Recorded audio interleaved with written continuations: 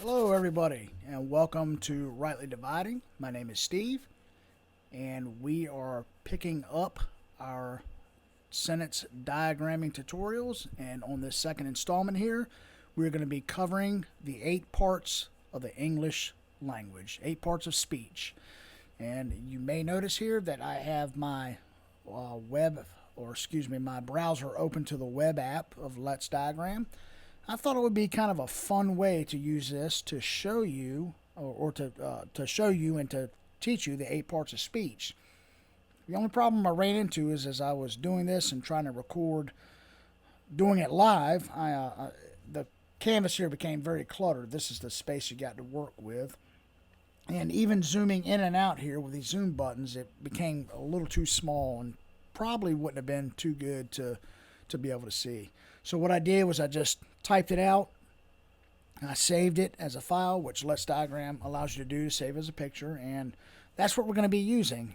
So apologies, I wanted to kind of do it live and kind of show you how this app works, but we'll have to save that for another time when we actually get into diagramming. And also a quick reminder before we get started, anytime you need to refresh yourself in the 8 parts of speech and you don't feel like sitting down watching this video and you just want to not have to fast forward, or you just want to get to it, jump on over here to Grammar Revolution, and EnglishGrammarRevolution.com is the site. And if you come over to the menu here, the basics, parts of speech is the very first item here. And you can click it and it will take you and you can review your parts of speech. Now the cool thing about this is as you get into the parts of speech, they have the things linked here, so you can actually learn more about nouns simply by clicking on this link. So with that, let's go ahead and get into our 8 parts of speech today. And here's what I did on the Let's Diagram app. I just kind of had to again save it as a picture file because it wouldn't all fit onto the canvas, or at least it wouldn't fit in a way that would have been visible for anybody viewing this video. So I'm just going to start with nouns and we're going to work our way across and back and forth here. So let's go ahead and get with it. First part of speech is a noun. And what is a noun? Noun is simply put a person, place, or a thing. The only thing you really need to know about nouns other than that is that there are proper nouns and there are common nouns.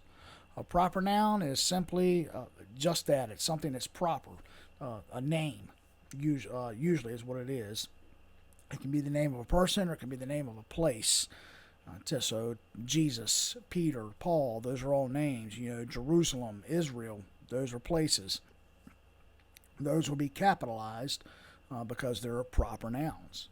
Anything else is considered a common noun. It's just that. It's common. It's, dog, horse, man, woman, girl, boy. They will not be capitalized unless they're the first word in a sentence.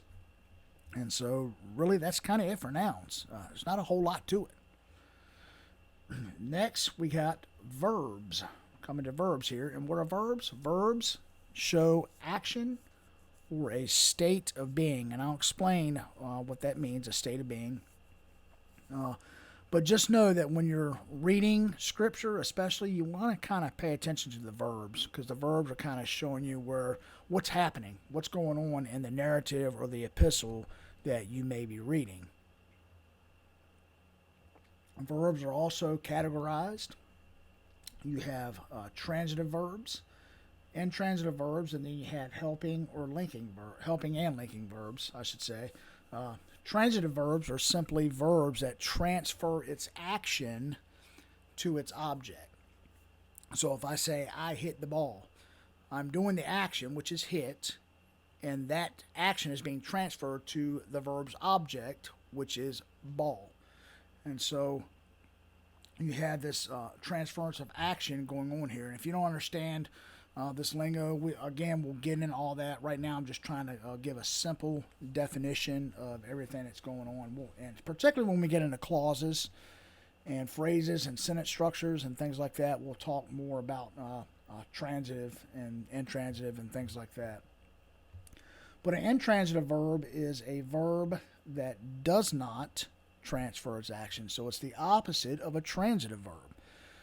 There is a particular verse in the Bible that I always think of when I think of intransitive verbs. And no, it's not the only one, but it's the easiest one to remember because it's the shortest verse in the Bible. And you know what verse I'm thinking of? That's right. It's John 11:35. The verse is Jesus wept. And that verb wept there is an intransitive verb. It does not have an action or object to transfer its action to. It's just kind of there. And so that would be an example of an intransitive verb. Then we have helping and linking verbs. A helping verb is simply words, two words, like a state of being words that are kind of help fill in the meaning of a verb, or kind of help complete the meaning, I should say, of a verb. So if I say, I have been to the store today, those words have been kind of fill in the action there and kind of show what I was doing, and they complete the meaning of what I was doing. Then you have linking verbs. Linking verbs also are often called stative verbs, and stative it's just that. It shows a state of being, or tells us something more, or gives a quality about something or someone. So Jesus is God. That's a state of being. It's a linking verb, but it's a stative, particularly because it's giving us more about who Jesus is and the state of who he is. So that's basically an overview of verbs. Again, don't worry about all the nooks and crannies of it. We're going to try and get into that, particularly when we get into verbals and things like that, which will be much later down the road. So our next one is going to be pronouns. Pronouns stand in place of another noun.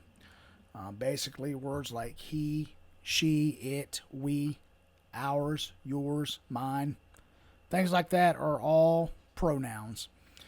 But again, there are several categories of them. We're going to look at 4 here. And the first one are relative pronouns. These are words like who, whom, which, whichever. So anytime you see almost like a W word that's a pronoun, you can pretty much bet it's going to be a relative pronoun. Then you have reflexive pronouns. Reflexive pronouns are just simply like myself or herself or yourself.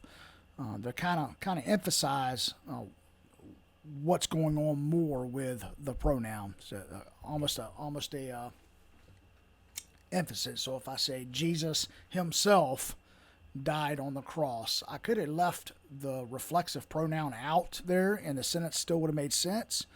But for emphasis, I threw in that reflexive pronoun, and that's often what they do, is to kind of emphasize what's going on there. Then you have possessive pronouns. That's pretty straightforward. Mine, yours, hers, ours.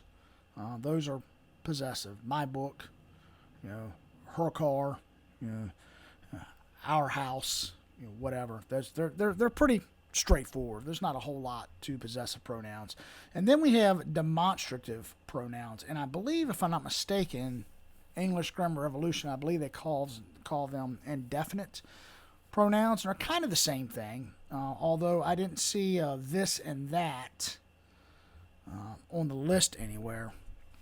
And somebody can correct me if I'm wrong. There's a lot of people out there that are a lot better at grammar than I am. I would kind of classify these as indefinite because they don't point to anything specific. But demonstratives are kind of point to things that are far and near. So if I say, get me this book, you know what book I'm talking about. If I say that book, you have to go somewhere and get that book. So it's a little, more far than it is anything else. So this and that. And then English Grammar Revolution classifies the indefinite pronouns like each or each one or every. things like that, words like that. So I assume they're kind of the same category. If not, they're probably related in one way or another. I do know that Greek has both demonstrative and indefinite pronouns, so they may not be related. I don't know. I'm just telling you what I know. And again, there's a lot of people out there that are a lot smarter than I am, and they know grammar a lot better than I do. So, moving on, we'll get to adverbs. And what do adverbs do? Adverbs are little words that modify verbs, adjectives, and adverbs. Okay?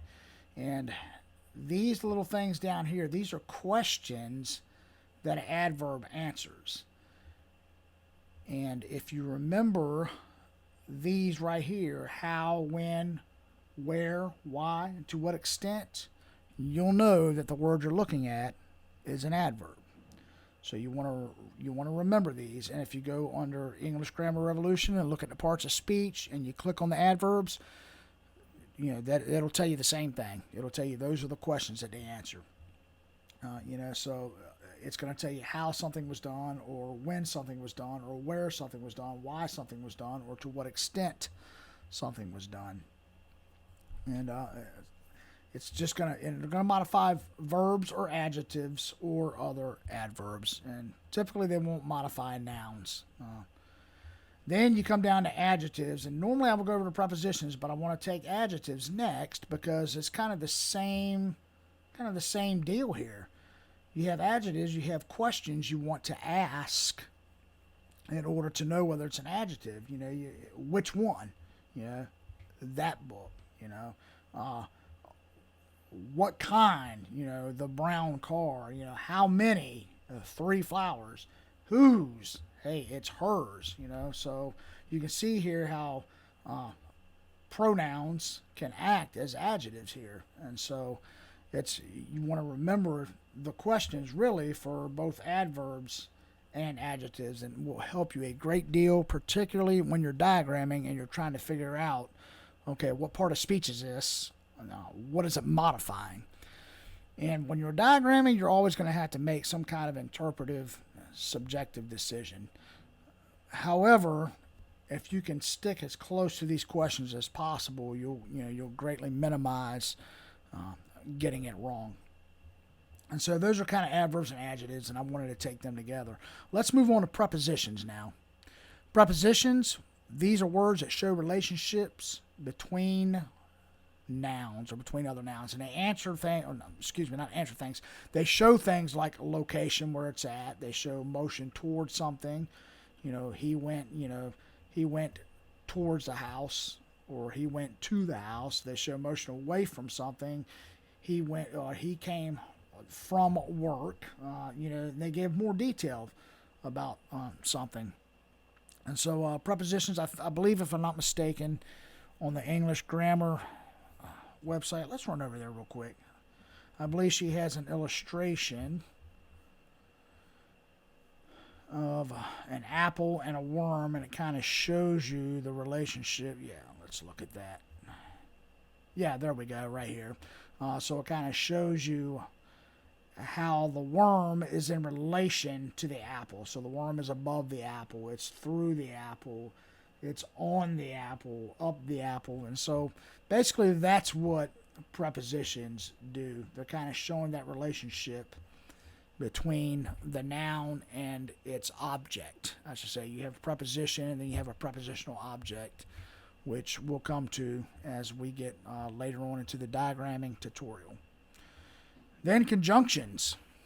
Conjunctions are tiny words that have huge implications. And even in interpreting scripture, yes, they do. I once knew a pastor who took a single preposition and determined that because of the preposition and what the preposition's basic, and I emphasize the word basic, what the basic meaning meant, he came to the conclusion and taught to his congregation that everyone who was not saved was demon possessed. Yes, they have huge implications for theology and huge implications when we're reading and studying. But conjunctions function. Oh, yeah. Yeah, come on, I remember that Schoolhouse Rock. Conjunction, junction. What's your function? Conjunctions, they link words, phrases, and clauses together. And for right now, the time being, you just need to know that there's really basically two categories. They're coordinating conjunctions, so they coordinate two things, or they're subordinating. And subordinating just simply means that it's not the main part of the sentence. So if I say, I went to the store because I needed to buy bread and milk, that the because there is a conjunction that is subordinate. So there's coordinating and subordinating. Basically, that's all you really need to know about conjunctions for now. We'll get more into these. And then our last speech, yeah, we're finally at the end. The last part of speech is an interjection. And like nouns, there's not really a whole lot to say about interjections. An interjection is simply a word or a phrase or whatever that shows surprise or excitement. So, wow, that was a really good game. That's an interjection. Awesome! Great job, man! Those are interjections. And so, basically, that is the rundown on all 8 parts of speech. I hope this has been a little helpful to you. I know it's a little slow going, but I promise you we will get into diagramming and we will see how all of these things kind of fit together. Until next time, thank you for watching and come back for our next part. And I believe in the next part, I don't have my list right in front of me, but I believe our next part is going to be on clauses and phrases, if I remember correctly. So thanks again, everyone.